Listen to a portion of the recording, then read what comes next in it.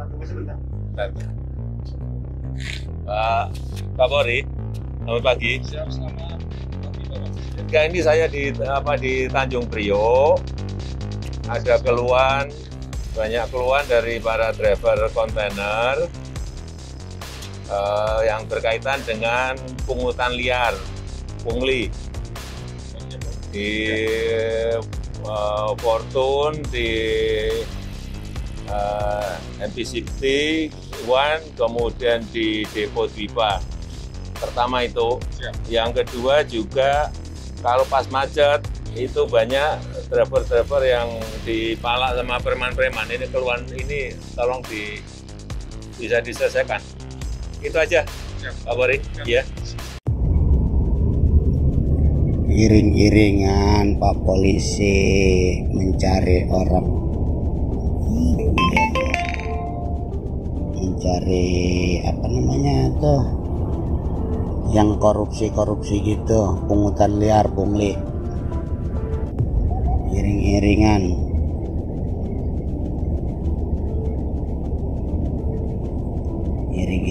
Depok apa Pak Polisi.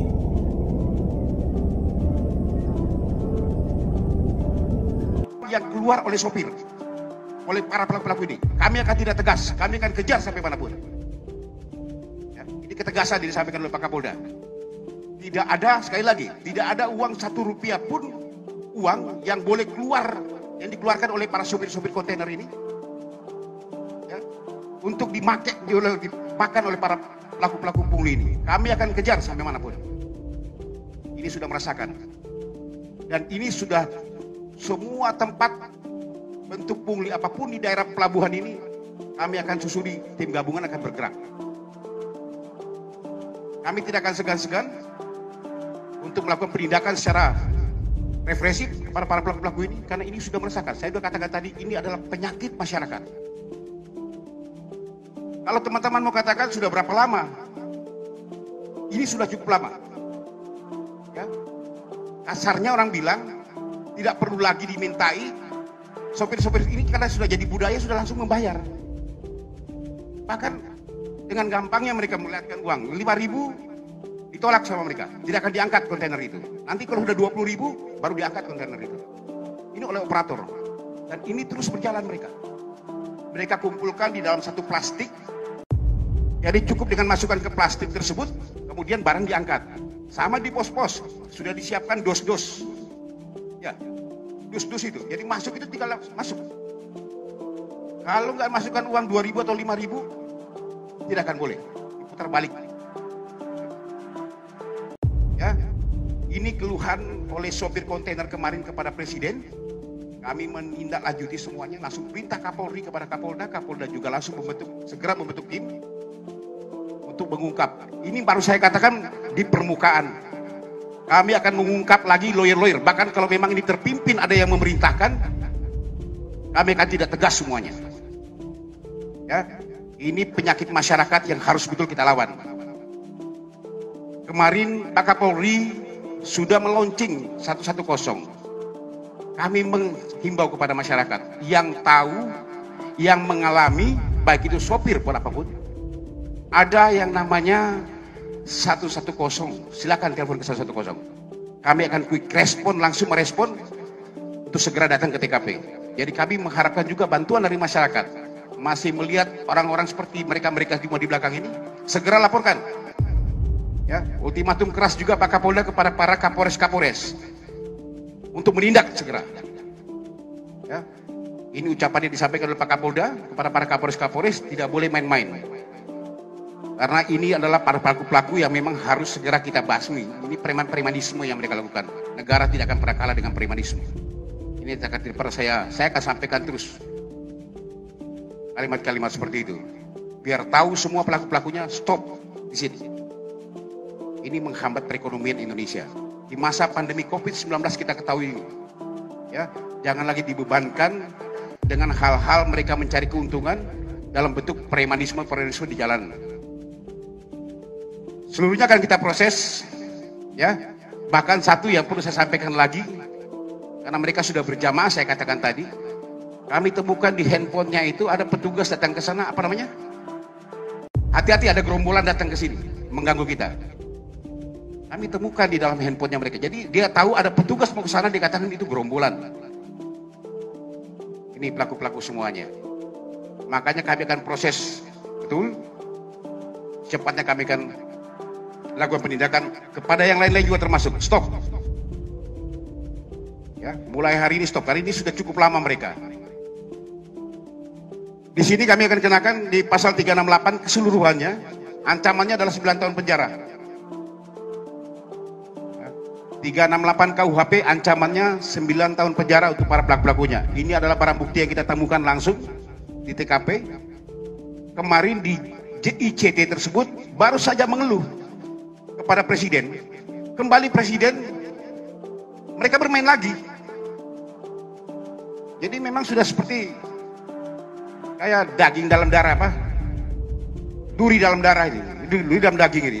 Mereka semuanya tidak punya rasa takut. Makanya kami sampaikan stop hari ini. Penyakit masyarakat ini mari sama-sama kita. Saya mengharapkan ada dukungan masyarakat, bantuan masyarakat juga untuk menyampaikan semuanya. Ya. Ini mungkin dari saya teman-teman semuanya, sekali lagi ya. Ini bukan saja berhenti sampai di sini, kami akan terus, tim ini akan bergerak. Kami akan duduk bersama juga, kita cari polisi turun untuk bersama-sama kita memecahkan masalah. Ya. Polisi turun untuk bagaimana kita memecahkan masalah. Sama dengan permasalahan sekarang ini. Ya, kita pecahkan masalah bersama-sama. Kenapa truk-truk itu bisa sampai macet? Ada indikasi mereka berupaya untuk sengaja memacetkan, ya, supaya menggampang mereka menarik mereka semuanya. Ini kan salah satu teknik dari mereka, modus operandinya mereka semuanya. Makanya perlu kita duduk bersama dengan stakeholder terkait, baik itu otoritas dari pelabuhan sendiri atau Pelindo maupun dari perusahaan-perusahaan itu sendiri. Karena kami mengharapkan para pelaku-pelaku ini kita jerat dengan hukuman dan kita rekomendasikan untuk dilakukan pemecatan. Ya, itu harapan kami. Ini efek jera untuk supaya yang lain jangan coba-coba bermain. Apalagi dia sebagai pegawai di situ. Terima kasih. Assalamualaikum warahmatullahi wabarakatuh. Oke, silakan teman-teman. Ada yang mau ditanyakan silakan.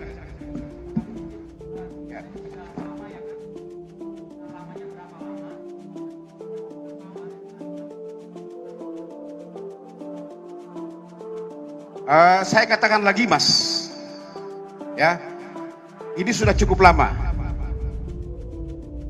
Bukan baru kali ini kami amankan para preman-premanisme yang mengganggu para truk-truk, sopir-sopir truk di lapangan. Teman-teman yang khususnya yang media-media di Jakarta Utara sini tahu. Kalau yang pelaku-pelaku yang lain di dalam dua perusahaan Fortune dan juga Dwipa ini pegawai dalamnya.